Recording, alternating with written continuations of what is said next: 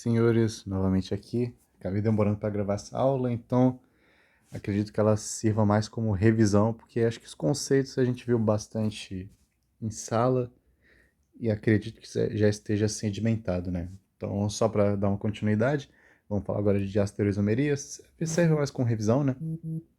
Então, para eu ter a figura da diastereoisomeria, o que eu preciso ter? Eu preciso ter moléculas ou com ligações duplas ou a figura de um ciclo. Por quê? No ciclo eu não posso inverter os substituintes, beleza? Do mesmo modo que a gente estava fazendo na conformação, que é basicamente girar as ligações, né? Cadê? Aqui, que era basicamente girar as ligações, né? No ciclo eu não consigo fazer isso. E a ligação dupla também, porque se eu giro esse camarada aqui, quer dizer que eu estou quebrando essa ligação π, transformando ela numa ligação simples e depois remontando. Eu estou quebrando a ligação. Se eu quebro a ligação, eu já tenho reação química. Então não é o caso, beleza? Então aqui nomeamos esses tipos de isômeros de acordo com substituintes, né? Então de acordo com quais substituintes? Esses substituintes, né? Eles podem ser cis ou trans, E ou Z, beleza? E para eu ter diastereoisomeria, eu preciso de no mínimo 2 substituintes diferentes em cada carbono. Então esse aqui vai ser o carbono 1, carbono 2. Substituintes 1 e 2, substituintes 3 e 4 para o carbono 2, beleza? O carbono 1 vai ter o substituinte de maior prioridade, vamos dizer que seja o 1, então vou fazer uma exclamação aqui. E o carbono 2 vai ter o substituinte de maior prioridade, vou dizer que é o 3, então pronto.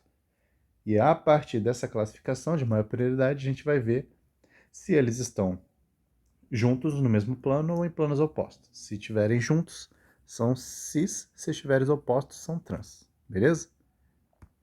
E aí, dando continuidade aqui rapidão. Só pela ligação dupla, para apresentar os casos em que existe diastereoisomeria e que não existe, né? Esses dois primeiros casos aqui existe diastereoisomeria, esse aqui não, pois eu não consigo para este carbono definir quem que vai ter prioridade, ou seja, é igual, beleza? Existe plano de simetria. E aqui, novamente, em ciclos, eu tenho aquela mesma historinha da ligação dupla, beleza? Agora, do mesmo modo que se eu tenho dois substituintes no mesmo carbono que são iguais, ó, o A e o A, aqui o A e o A, eu não tenho diastereoisomeria, beleza? E aí existe a classificação de cis e trans. Essa classificação de cis e trans se baseia na ordem de prioridade, por exemplo, para esse carbono 1. Eu dei a ordem de prioridade entre A e B. Vamos supor que o A tenha a maior prioridade. Agora desse lado aqui, vamos supor que o C tenha maior prioridade para o carbono 2. Se os caras estão em posições opostas, eles vão ser trans. Se eles estão na mesma posição, aqui nesse exemplo eu supus que, né, porque eu estou fazendo para o cis, né, eu supus que o A é o cara que tem maior prioridade, beleza? Se o A ele tem a maior prioridade e ele tá, ambos estão no mesmo lado do plano, eles vão ser cis, ó, aqui o lado do plano. Se o A, no exemplo do trans agora, se o A ele continua sendo o grupo de maior prioridade para o carbono 1 e para o carbono 2, e agora eles estão em planos opostos, vai ser o trans, beleza? Agora, se forem 4 substituintes diferentes, né, a nomenclatura cis e trans ela é relativamente antiga. A mais atual é a EZ, Zusammenhängend, tá? E aí o bizu para gravar Z e E, juntinhos e postos, safo? Então, se eu tenho 4 substituintes diferentes aqui na minha ligação dupla, e eu defini a minha ordem de prioridade entre eles, se os caras de maior prioridade estiverem no mesmo lado do plano, são juntinhos. Caso contrário, são opostos, beleza? Agora eu vou puxar rapidinho o gancho sobre a ligeira diferença de propriedades químicas, físicas, etc. entre os isômeros cis e trans. Porque isômeros, sim, têm propriedades físicas ou químicas diferentes, tá? A menos dos conformers. Os conformers eles são muito mais elucidativos do que diferentes propriamente ditos, certo? Então aqui, em caso de compactação, o trans ele se compacta melhor do que o cis, beleza? O que gera, sim, maior ponto de fusão e ebulição, maior dureza, maior... enfim, maior tudo, né? Até escrever aqui embaixo. Maior compactação gera maior interação intermolecular, que por consequência gera maior ponto de ebulição. Então, fusão e ebulição, o trans é maior, beleza? Polaridade, agora por sua vez o cis vai ganhar, mas lembrando, cada caso é um caso. Eu não posso afirmar isso cegamente. Eu precisaria ver se isso realmente é verdade, tá? Tem que analisar, eu tenho que ter sempre o senso crítico. Por mais que eu afirme isso aqui é uma regra generalista. Eu não posso me basear numa regra generalista para afirmar que tudo é tudo, tá? E aqui, por fim, a reatividade depende, porque depende do tipo de reação e depende de muito mais coisa. E aqui nesse próximo slide, só para afirmar que realmente eu não consigo fazer aquela mudança dos substituintes, ó, tipo trocar o cloro com esse metil, sem quebrar a ligação química, né? Então não existe nenhum tipo de rotação ou translação que faça o cis virar o trans e vice-versa. Ou seja, são duas moléculas diferentes. São obrigatoriamente duas moléculas diferentes. Nos isômeros conformeros, eles são a mesma molécula. Agora, diastereoisômeros e depois, posteriormente, enantiômeros são sim moléculas diferentes. Ok? E agora, partindo rapidamente para estereoisomeria óptica, vamos ver o que se trata. Vamos ver. Estereoisomeria, o que ela trata? A gente está tratando de moléculas opticamente ativas, ou seja, essas moléculas, caso eu bote elas em uma solução e passar por essa solução uma luz polarizada, existe a rotação do plano dessa luz polarizada, beleza? Então, antes a luz, que era uma retinha, ela vai virar oblíqua, ela vai se deslocar de um certo ângulo, beleza? Se ela se desloca para a direita, destrógera, se ela se desloca para a esquerda, é levógera, certo? Levógera. Acho que eu botei isso aqui mais à frente no slide. Mas o fato, isso aí é experimental, tá? Isso foi descoberto, não sei como, não sei porquê, mas é experimental. A gente não consegue predizer se ela vai ser destrógera ou levógera apenas olhando a molécula, tá? Isso é um dado experimental também, beleza? Isso é basicamente uma característica da molécula. Trata da posição relativa dos substituintes no átomo do carbono, né? Porque sim, se eu tiver 4 substituintes diferentes, ó, para eu ter um átomo quiral, eu preciso de 4 substituintes diferentes. Esses caras aqui, eles têm uma certa disposição relativa entre eles, de modo que esse carbono aqui é diferente, essa molécula é diferente dessa aqui, ó. Notem que eu mantive o 3 e o 4 na mesma posição, só troquei o 2 e o 1.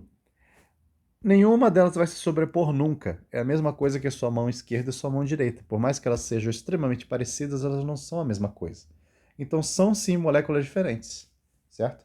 Você não vai usar uma luva da mão esquerda na mão direita e vice-versa. A mesma coisa com reações químicas. Reações químicas vão ter, como é que fala? Estereoseletividade em relação à estereoquímica, que é se a molécula ela vai ser essa ou essa. Então, essa característica vai balizar também as nossas reações químicas. E aqui, passando de slide, né, como eu tinha dito, se ela desvia o plano da luz polarizada para a direita, é destrógera. Caso contrário, levógera. Beleza? E novamente aquilo que eu falei, não é possível predizer se ela vai ser destrógera ou levógera, porque isso é um dado experimental obtido a partir de um polarímetro, que é esse camarada aqui. Então, eu vou inserir minha amostra aqui dentro. Por essa amostra vai passar uma luz polarizada. Eu vou ver com o meu olhinho se girou para a esquerda, se girou para a direita, e quanto que girou, e por aí vai. Beleza? E aí, a título de curiosidade, deixa eu ver para você aí, tá. A título de curiosidade, existe essa rotação específica, que trata basicamente, ó, do quanto, cadê? Do quanto esse ângulo θ.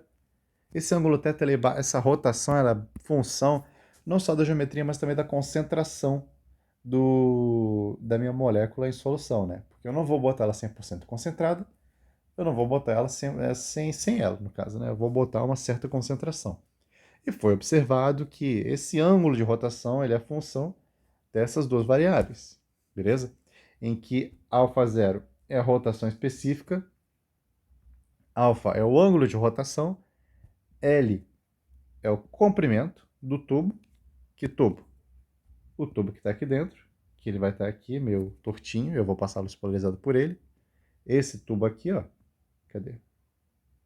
Esse tubo aqui, certo? E ser a concentração da minha molécula, tá? E aí existe essa equação que permite predizer, entre aspas, né? Permite predizer quanto mais ou menos eu vou ter de rotação numa determinada amostra, tá? E novamente, sempre baseado em dados experimentais, beleza? E aí, continuando, a isomeria óptica ela depende sempre da presença de carbono quiral e não apenas ocorre com carbono, eu posso ter isomeria óptica com nitrogênio, fósforo, enxofre ou outras moléculas tetrasubstituídas. Por exemplo, aqui o nitrogênio tetrasubstituído, o enxofre tetrasubstituído, carbono tetrasubstituído, e eu preciso dessa condicionante. Todos os substituintes têm que ser diferentes entre si, beleza? Mas além disso, eu puxo o gancho que não é apenas terem 4 substituintes diferentes. Para fins de vestibular, basta apenas que sejam 4 substituintes diferentes. Mas a definição ao pé da letra é: a molécula quiral é aquela que não tem plano de simetria para a molécula em si, né? Então, por exemplo, eu vou montar isso aqui. Carbono, duplo carbono, metil, hidrogênio, hidrogênio, metil. Se a gente for fazer uma análise mais meticulosa dessa molécula, a gente vai perceber que essa ligação aqui ela sai do plano e essa ligação aqui ela entra no plano. De modo que esta molécula aqui também não possua plano de simetria. Eu posso tentar cortar ela de qualquer jeito, que eu não vou conseguir criar duas partes iguais, de modo que a parte da direita seja igual à parte da esquerda. Ou seja, essa molécula aqui também não possui plano de simetria e sim, pasmem, ela também é quiral. Beleza? Por mais que ela não tenha um carbono tetrasubstituído, ela tem apenas ligações duplas no metil e 2 hidrogênios, né? Ela é quiral também, ela também desvia o plano da luz polarizada, pois ela não possui plano de simetria interna.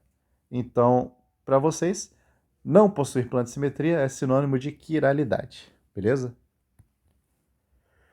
E aqui adiante, a gente pode classificar a quiralidade como R, sentido horário, ou S, sentido anti-horário, beleza? E sim, vamos precisar de uma metodologia para classificar a ordem de prioridade dos nossos substituintes, beleza?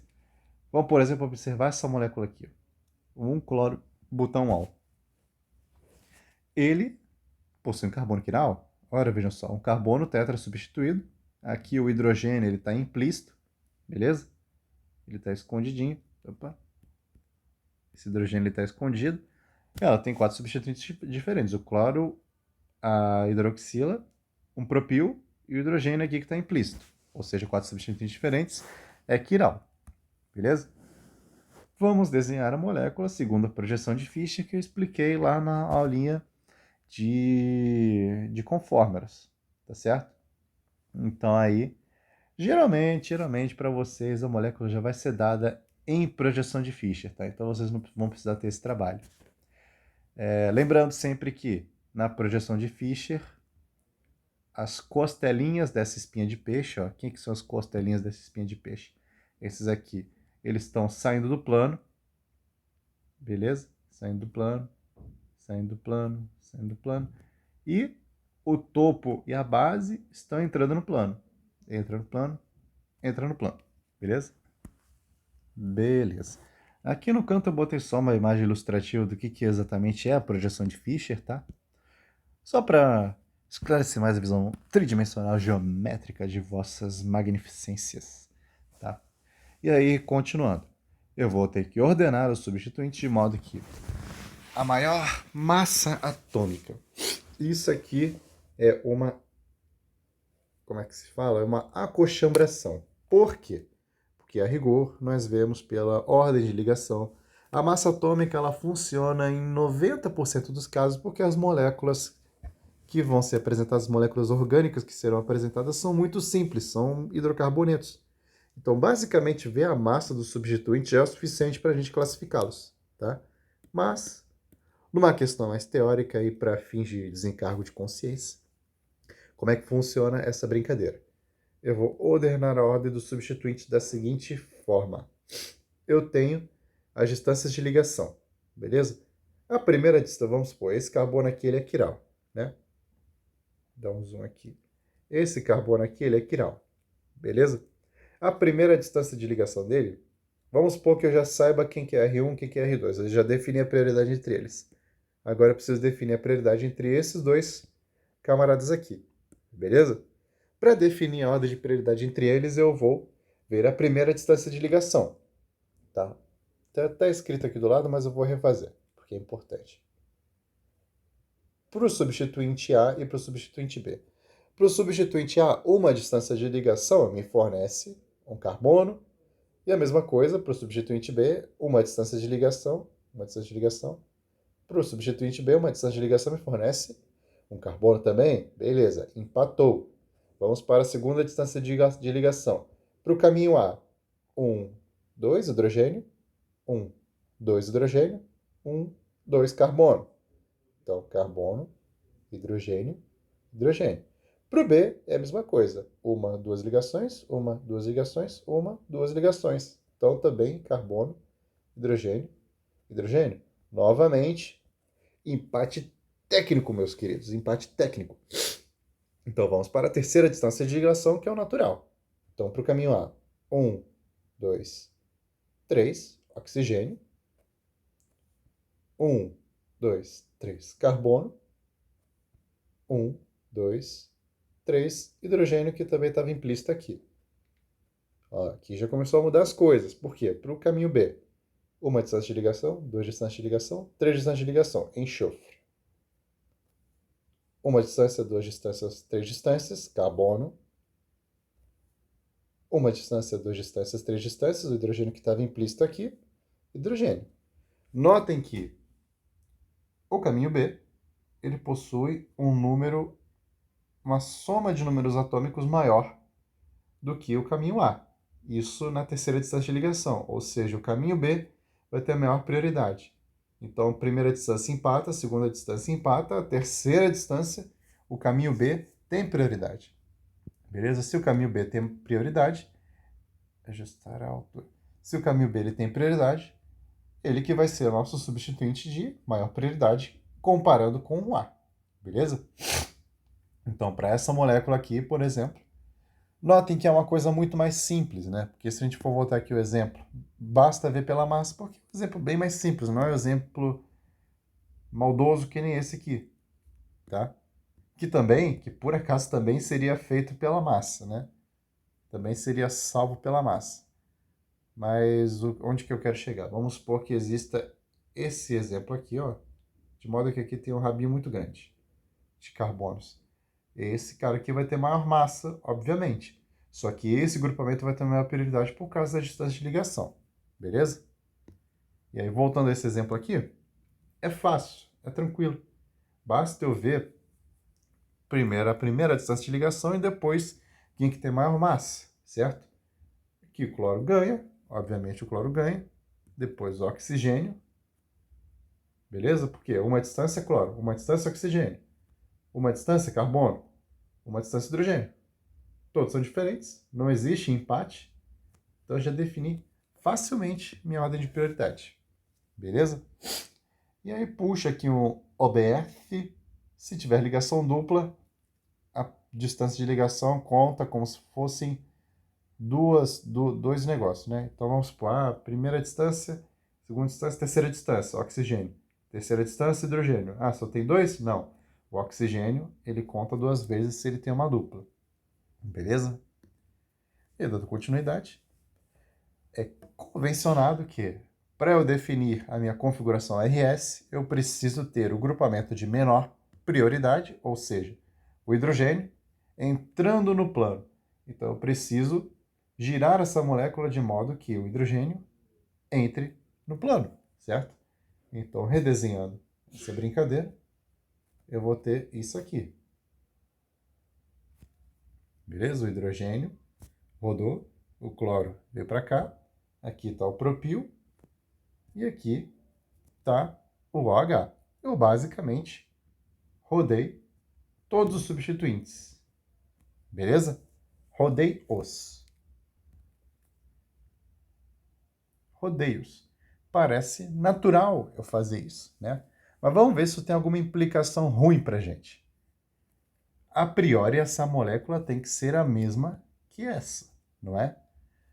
Agora, vamos ver se elas realmente são a mesma molécula. Eu vou pegar isso aqui. Como que eu saio desse para cá? Eu fiz a troca dos substituintes, né? Agora, vamos pegar essa molécula inteira e rotacioná-la. Vamos rotacioná-la. O hidrogênio está entrando. Aqui eu tenho o cloro, propil e OH. Eu peguei essa molécula e rotacionei ela inteira assim, beleza? Agora, daqui para cá, eu basicamente troquei a ordem dos substituintes. Notem que essas duas moléculas são diferentes. Então, não adianta eu só fazer uma simples troca de substituintes. Eu preciso ter uma atenção especial para isso. Vamos ver como é que isso funciona mais à frente. Essas trocas de átomos, que nem eu tinha feito aqui, elas invertem a configuração eletrônica da minha molécula. Configuração eletrônica não, perdão. Configuração óptica da minha molécula. Beleza? Então, se aqui eu tinha uma molécula, vamos supor, X, aqui eu vou ter Y. Porque eu fiz uma troca, eu troquei o hidrogênio com cloro, né? Então, você tinha X. Agora eu troco o hidrogênio com cloro, eu vou ter Y. Agora eu vou trocar o cloro com H, eu vou ter X novamente. E se eu fizer outra troca, eu vou ter Y. E se eu fizer mais uma troca, eu vou ter X. E por aí vai. Beleza? Agora, interessante se eu faço essa troca, por quê? Porque eu só sei definir a configuração eletrônica da minha molécula quando, por convenção, né? Por convenção, eu só sei definir a configuração eletrônica, não, a configuração óptica da minha molécula, quando o grupo de menor prioridade está entrando no plano. Então, o hidrogênio, ou o grupo de menor prioridade, tem que entrar no plano. Para isso, eu tenho que trocar o cloro com o hidrogênio. Trocando o cloro com o hidrogênio, eu vou achar a configuração óptica da molécula enantiômera dela, né? Que seria esse camarada aqui, né? Esse camarada aqui eu sei dizer quem é. Ó, 1, 2, 3, sentido anti-horário. Anti-horário é o isômero S, beleza? Se depois de uma troca eu conseguir o isômero S, quer dizer que, voltando para a molécula original, ela era R. Por que ela era R? Porque eu tive que fazer uma troca para chegar numa molécula que eu sei definir. A molécula que eu sei definir é S, então se eu fiz uma troca e defini um S, a anterior, ou seja, a original, era R, beleza? Eu posso fazer um duplo pulo também. Se eu não quiser ter que ver se troca ou não, eu posso fazer duas trocas, porque duas trocas eu saio do R, vou para o S, uma troca eu saio do R e vou para o S. Se eu faço mais uma troca, eu volto para o R. Então, também é uma estratégia de solução fazer duas trocas direto. Então, no caso, eu trocaria o cloro com o hidrogênio, aí o cloro viria para cá, o hidrogênio para cá, e eu posso trocar o cloro com o H. Então, o H viria para cá e o cloro aqui para baixo. Definir a configuração óptica dessa molécula, OH, cloro e propil, é fácil. E vai ser igual à configuração óptica da molécula original, que era antes de fazer todas essas trocas. Beleza? É isso. De início é um pouco confuso, essa metodologia, sim. Mas o que vocês precisam absorver? O grupo de menor prioridade, por convenção, ele entra no plano, justamente por causa disso, tá? Essa aqui é a convenção. E aí sim eu vejo se ele está no sentido horário, os substituintes, ou no sentido anti-horário, em ordem de prioridade. Aqui está um pouquinho melhor elucidado aquele exemplo das trocas, né? Porque sim, é possível eu descobrir a configuração óptica da molécula sem precisar fazer N trocas. Eu só preciso ter um raciocínio um pouco mais elaborado, um pouco mais direcionado. Beleza? Por quê? Vamos pôr a seguinte molécula aqui. Eu vou me utilizar do mesmo átomo, da mesma molécula. Hidrogênio, aqui o cloro entrando, aqui o propil, e aqui um OH. Sabemos as prioridades. 1, 2, 3. Beleza? A princípio, essa molécula aqui, ela está no sentido... Calma aí, está... Calma aí, peguei aqui, pronto. A minha ordem de prioridade está assim, né? Vamos supor que eu vou fazer um exercício mental. Se eu trocar o cloro com o hidrogênio, vai continuar no sentido anti-horário, beleza? Fiz uma troca, ficou no sentido anti-horário. Se eu fiz uma troca e ficou no sentido anti-horário, era S. Só que uma troca inverte a minha configuração eletrônica. Então, para voltar para a molécula original, eu preciso inverter de novo. Então, a molécula, essa aqui, é R, tá? Isso aí não pega naturalmente. Isso aí vocês vão ter que pegar fazendo exercício, tá? Não é uma coisa natural, ligeira de ser entendida, não. E aqui eu boto basicamente mais um exemplo, né? Um exemplo palpável, porque esse aqui é o pentandoisol, beleza? Ele sim também tem isomeria óptica, e eu posso muito bem me utilizar daquele artifício de fazer a troca para descobrir qual que vai ser a molécula, qual isômero óptico vai ser, beleza? E aí fica um exemplo de elucidação, né? E aqui eu puxo esse gancho novamente para observação, que é a molécula R e o seu isômero S não são sobreponíveis. São moléculas diferentes, são sua mão esquerda e sua mão direita. Beleza? Agora existe essa particularidade de classificação. Enantiômeros. Enantiômeros são moléculas que são idênticas, porém invertidas na configuração ROS, ou seja, sua mão direita, e sua mão esquerda. Elas são a imagem no espelho uma da outra. Beleza? Na verdade, isso aqui é esquerda, esquerda e direita. Pronto. Elas são a imagem no espelho uma da outra. Se elas são a imagem no espelho uma da outra, elas são enantiômeras. Enantiômeras. E é importante que todas as configurações eletrônicas mudem. Tá? Então, se eu pego uma molécula com multiquiralidade, na hora que eu definir todas as quiralidades dela, e eu quero pegar enantiômero, eu tenho que trocar todas as quiralidades. Beleza? E se eu faço só uma troca? Se eu faço apenas uma troca, se eu não troco todas as quiralidades. Por exemplo, essa aqui era S, virou R, beleza, eu troquei, espelho. Essa aqui era R, virou S, beleza, espelho. E essa aqui eu não troquei. Essa aqui continuou S. Então, essas duas moléculas que estão uma do lado da outra vão ser diástero isômeras, beleza? É importante que todas as quiralidades, para ser enantiômera, todas as quiralidades devem ser invertidas.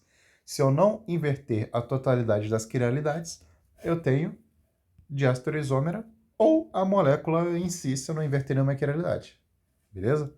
É importante fazer essa diferenciação aí entre enantiômeros e diástero isômeros. Enantiômeros são só se forem a exata imagem do outro no espelho. Ou seja, todas as qualidades devem ser invertidas. Beleza? E aí, continuando, existe o conceito também de mistura racêmica, que é quando eu tenho uma molécula R, e aí eu pego a mesma molécula S, e eu misturo ambas em solução. Beleza? Se ambas estiverem na mesma concentração, a mesma quantidade por aí vai, a solução ela não vai desviar a luz. Por quê? Vamos supor que a R desvie para a esquerda e a S desvie para a direita. Na hora que eu somar esses efeitos, eu não vou ter desvio nenhum de luz. Então a mistura racêmica é aquela mistura de enantiômeros equimolar que não desvia o plano da luz. Beleza? E não só isso, eu posso ter também um composto meso, que é uma molécula que tem a compensação interna de quiralidade. Então vamos, por exemplo, supor essa molécula aqui. Cloro, bromo. Esse aqui é o 3 de cloro.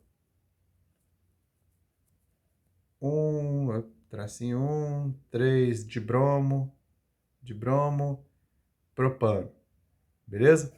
Essa molécula ela tem 2 carbonos quirais, questo e questo. Beleza? Notem que são dois carbonos idênticos, não é? Ambos têm o mesmo substituinte e os mesmos caminhos, beleza? Então, esses podem ser RR, RS, SR ou SS. O RR e o SS formariam uma mistura racêmica. Agora, o que é interessante?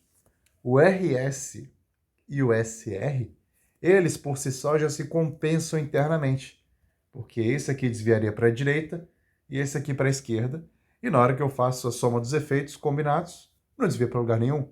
Então, o composto meso é aquele que tem a compensação interna do desvio do plano da luz, porque ele tem duas moléculas quirais de mesma rotação específica, ou seja, extremamente parecidas, as moléculas são iguais, beleza? Esses dois carbonos quirais são iguais e eles desviam para os lados opostos ao meu plano da luz polarizado. Beleza? Agora aqui, por fim, deixa eu ver. Isso, por fim, o número total de isômeros. Toda molécula quiral, nós percebemos que ela tem dois isômeros, né? O R e o S. Cada carbono quiral tem duas possibilidades. Do mesmo modo que cada ligação dupla ou cada ciclo tem duas possibilidades, E e Z, beleza? Então, se eu for pegar uma molécula com 55 ligações duplas, eu tenho 2 elevado a 55 possíveis isômeros, beleza? Do mesmo modo que se eu pegar uma molécula com 55 carbonos quirais, eu tenho 2 elevado a 55 possíveis isômeros, beleza? Meu Deus, não estou entendendo. Vamos trazer esse exemplo para uma coisa mais palpável.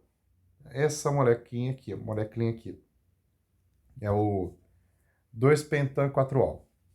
Beleza? Não, perdão, é o pente 2 eita, deixa eu escrever que é mais fácil. Pente 2 em 4-ol. Pronto, mais fácil. Beleza? Existe uma ligação dupla, cis-trans, existe o carbono quiral RS. Beleza? Eu posso ter R-cis, R-trans, S-cis, S-trans. Ora, quem diria? Um carbono quiral, ou uma ligação duplo ciclo, 2 elevado a 2, me dá 4 isômeros. Olha que interessante. Eu tenho exatamente 4 isômeros. Beleza? Então, o número total de isômeros é 2 elevado ao número de carbonos quirais mais o número de carbonos com isomeria cis-trans é Z. Beleza? Essa aula ficou um pouquinho mais complexa, porque o enantiomeria e isomeria óptica é um pouquinho mais chato mesmo, mas é uma área bem interessante da química. Infelizmente é muito experimental, a gente não consegue predizer dados que a gente consegue, por exemplo, em termodinâmica, mas não deixa de ser uma área bonita e interessante. Beleza? Até a próxima, meus camaradas. Valeu!